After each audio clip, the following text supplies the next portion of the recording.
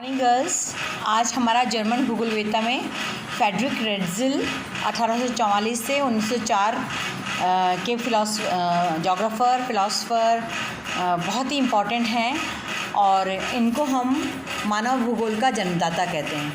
Point to be noted please. मानव भूगोल का जन्मदाता कौन है? फ्रेडरिक रेट्ज़ल।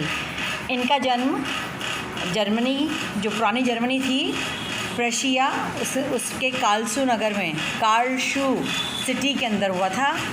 ये सारी प्राइमरी एजुकेशन की यहीं हुई थी बच्चों।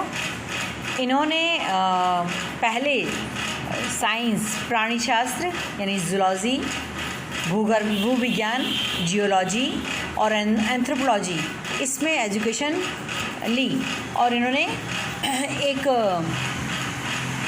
मेन ड्रगिस्टिक अप्रेंटिस यानी रसायन शास्त्र के शिष्य के रूप में ड्रग्स का जो टेस्ट वगैरह करते हैं ना, दवाइयों का, उसके रूप में इन्होंने पहले कार्य किया। इन्होंने अपनी शिक्षा हाइडेलबर्ग, जेना और बर्लिन विश्वविद्यालय से प्राप्त की और इन्होंने डार्विन के सिद्धांत को, उनकी फ़िलॉसफ़ी का इनके ऊपर बहुत प्रभाव पड़ा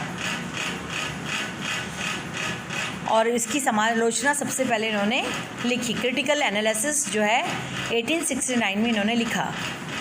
अब यहाँ पर इन्होंने इसके बाद ये फ्रांस आ गए, फ्रांस के मॉन्टपेलियर टाउन में, और यहाँ पर इन्होंने चार्ल्स मार्टिन्स के साथ मिलकर कार्य किया प्राणीशास्त्र में, मतलब जूलॉजी में he has done work. Martins जो साइंटिस्ट थे उनके साथ मिलकर इन्होंने काम किया और इस वक्त इन्होंने बहुत सारे जूलॉजिकल लेटर्स लिखे और ख़ासकर भूमध्य सागरीय तट के जीवों के बारे में इन्होंने लिखा। इसके बाद इन्होंने जो म्यूनिक है सिटी, बहुत बड़ी सिटी है जर्मनी की, वहाँ के मानवशास्त्री अपने अल्फ्रेड वैगनर नहीं, मानवशास्त्री वैगनर के संपर्क में आए और इन वैगनर का नाम था मॉर्टिस वैगनर, MORTIZ वैगनर, ठीक है।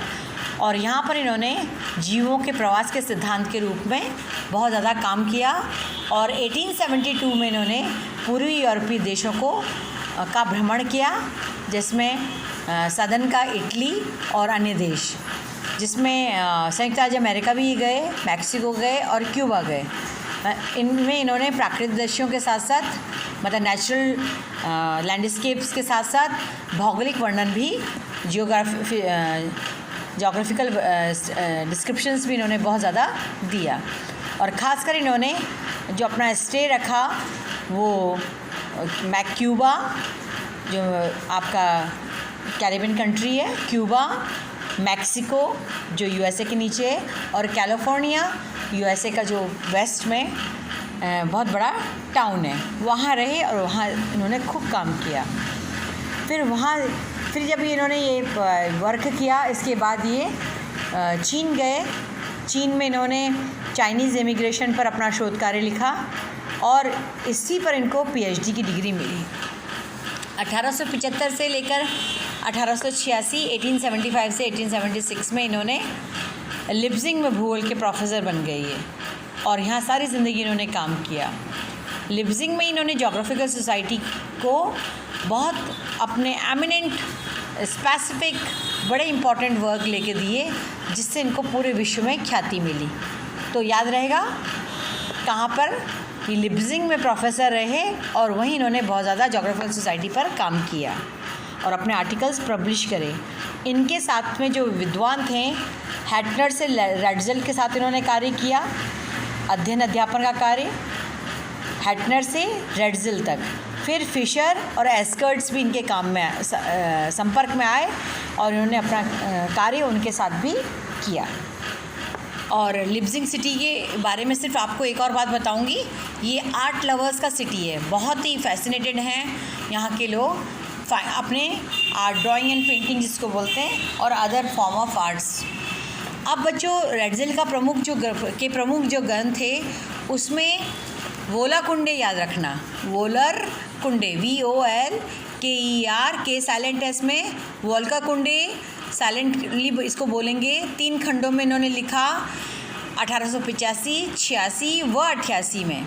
और इसका अंग्रेजी में जो अनुवाद किया वो बना द हिस्ट्री ऑफ मैनकाइंड। इसी वोल्का कुंडे के कारण ही ये एंथ्रोपोलॉजी और एंथ्रोपोलॉजी में काम किया, मानव शास्त्र के ऊपर इन्होंने काम किया। इसी के कारण से इनको हम फादर ऑफ ह्यूमन ज्योग्राफी कहते हैं। एंथ्रोपोग्राफी के अंदर बच्चों इन्होंने 2 खंड लिखे। पहला खंड an introduction to the application of geography to history, यानी परिचय डैश लगा लीजिए भूगोल के इतिहास के रूप में। 1882 में इन्होंने लिखा। दूसरा खंड इन्होंने लिखा एंथ्रोपोजियोग्राफी का the geographical distribution of Mankind, 1891 में लिखा।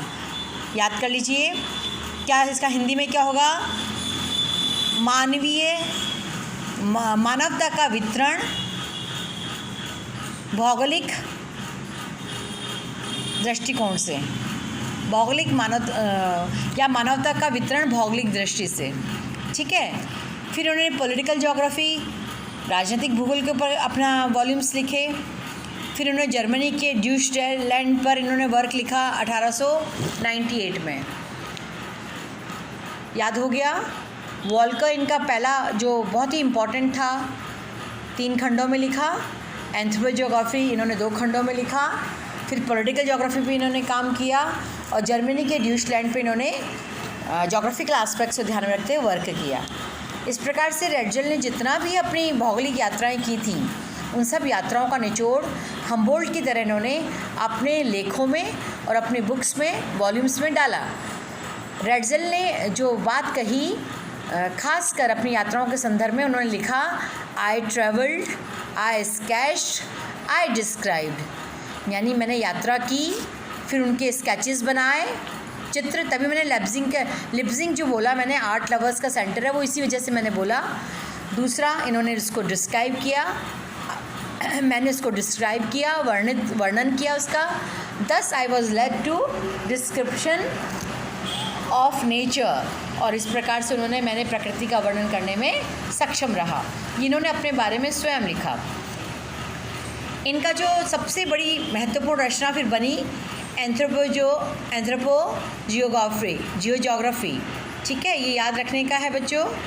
और इन्होंने क्या करा कि इनकी जो देन थी मानव भूगोल के लिए, ये एंथ्रोपोजियोग्राफी मानव भूगोल, इसी कारण से इनको मानव भूगोल का जन्मदाता बोला। इन्होंने इसको बहुत सरल भाषा में लिखा। सारे उत्तरदायी कारक यानी जो रिस्पॉन्सिबल फैक्टर्स थे उनको फाइंड आउट किया, उनको डिस्क्राइब किया, नेचर के फैक्टर्स को देखा और ईजीएस्ट फॉर्म में इन्होंने इस बात को सबके सामने रखा। और बिल्कुल इनकी जो राइटिंग लैंग्वेज थी वो बहुत ही सिंपल और क्लियर थी, सरल और स्पष्ट थी, इसलिए वो बहुत आसानी से हर व्यक्ति को समझ में आ गई।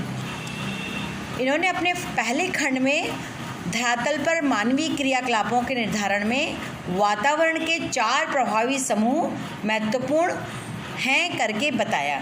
मतलब फर्स्ट इन्होंने जो एंथ्रोपोजियोग्राफी की वो किताब जो लिखी उसमें उन्होंने पहले वॉल्यूम के अंदर 4 फैक्टर्स बोले। और 4 फैक्टर्स कैसे रखे? मनुष्य का धरातल के साथ अंतर संबंध, अंतर क्रिया होते हुए। तो पहला इन्होंने कारक बताया शारीरिक प्रजातीय लक्षणों वाले प्रभाव, यानी दूसरा मानवीय मनोवैज्ञानिक प्रभाव, तीसरा जन समूहों की सामाजिक आर्थिक गतिशीलता पर प्राकृतिक शक्तियों के भौगोलिक प्रभाव, और चौथा मानव की वितरण एवं गतिशीलता को नियंत्रित एवं निर्धारित करने वाले प्रभाव। अब बच्चों इसमें सबसे इम्पॉर्टेंट बात ये हुई कि इन्होंने बताया कि निश्चयवाद जो है यानी प्रकृतिवाद जो है ये एक बहुत डिसिप्लिन के रूप में, अनुशासित रूप में, बड़ी कठोरता के साथ हमारे साथ व्यवहार करता है और हमें उसी के साथ रहते हुए सारे धरातलीय कारकों का, प्राकृतिक कारकों का अध्ययन करना चाहिए, उसको समझना चाहिए और उसके बाद उसको डिस्क्राइब करना चाहिए।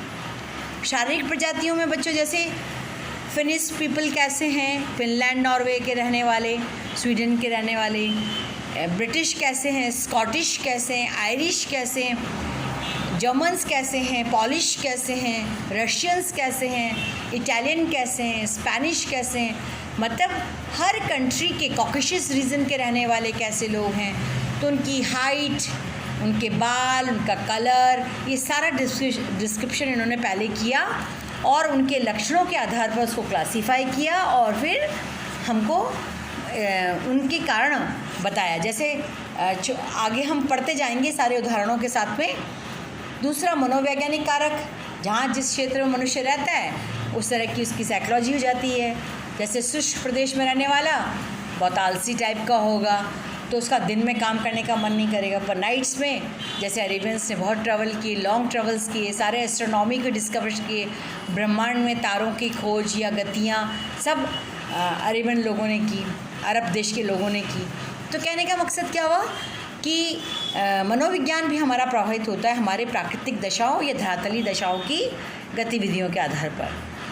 अब उन्होंने जनसमूह की जो बात करी कि जितने भी जनसमूह हैं उनकी आर्थिक गतिशीलता पर प्राकृतिक शक्तियों के भौगोलिक प्रभाव पड़ते हैं।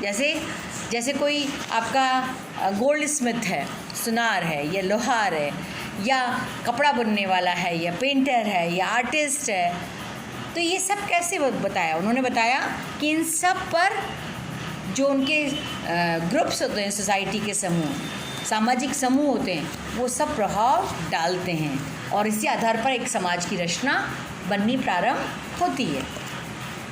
चौथी बात जो उन्होंने बहुत महत्वपूर्ण बोली, वो बोली मानव के वितरण एवं गतिशीलता को नियंत्रित एवं निर्धारण करने वाले कारक। तो नेचर मैंने बता दिया आपको कि मानव के वितरण मतलब आदमी कहाँ कहाँ जाके बस रहा है, किस तरह से आ जा रहा है एक दूसरे क्षेत्र में, किस प्रकार से कार्य कर रहा है, ये सारी बातें उन्होंने कहा कि ये प्रकृति ही निर्धारित करती, कठोर प्रकृति इसको निर्धारित करती है।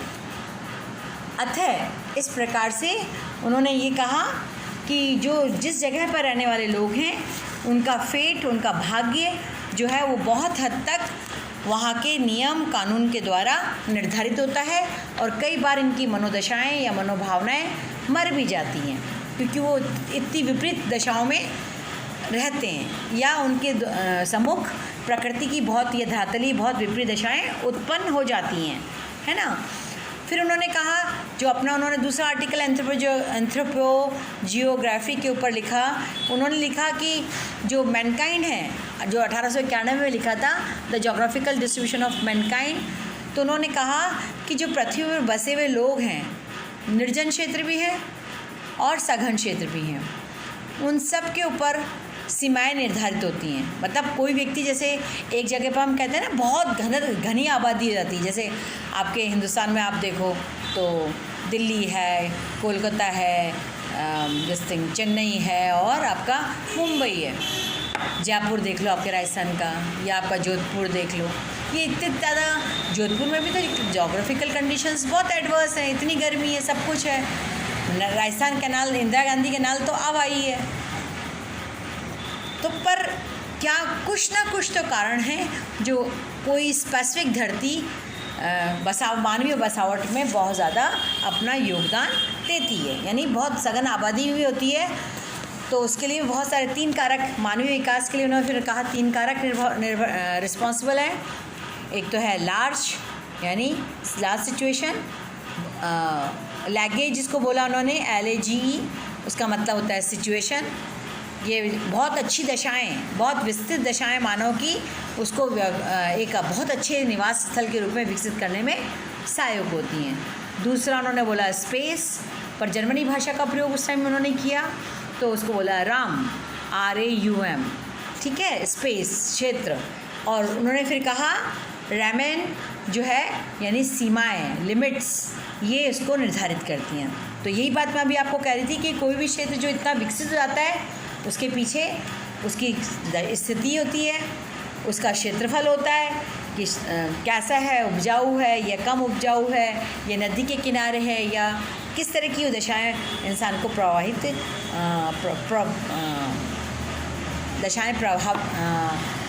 प्ले करता है, रोल प्ले करता है, प्रभावित भी होगा, इफ़ेक्टिव। तो कहने का मतलब कि जो रेड्ज़ेल है उन्होंने एंथ्रोपोजियोग्राफी के ऊपर जो भी बात लिखी, उन्होंने सबसे पहली बात भूतल पर मानव समूहों का वितरण, यानी अर्थ सरफेस के ऊपर कैसे डिस्ट्रीब्यूशन ऑफ मैन सोसाइटी है उसका अध्ययन किया, या उसके बारे में कहा कि इसको पहले देखना चाहिए। दूसरा, इस प्रकार के वितरण को प्रभावित करने वाले भौतिक परिवेश की प्रभावशीलता की प्रक्रिया निर्धारित करती है, यानी फिजिकल फैक्टर्स, हाउ फार, भौतिक कारक कितनी दूरी तक, कहाँ तक मानव के परिवेश को प्रभावित करते हैं और उसको अपनी प्रक्रियाओं को निर्बाधता के रूप से बहुत विस्तृत रूप से प्रभावित करने में सहायक होते हैं। और तीसरा, मानव और उसका समाज, उसका वातावरण, परस्पर वातावरण, ये बहुत ज़्यादा प्रभाव डालता है मनुष्य के वितरण पे। तो आज के लिए बच्चों इतना ही। इनकी चारों बातें मैंने आपको बहुत स्पष्ट तरीके से बताई हैं रेड जेल की। कल फिर करते हैं।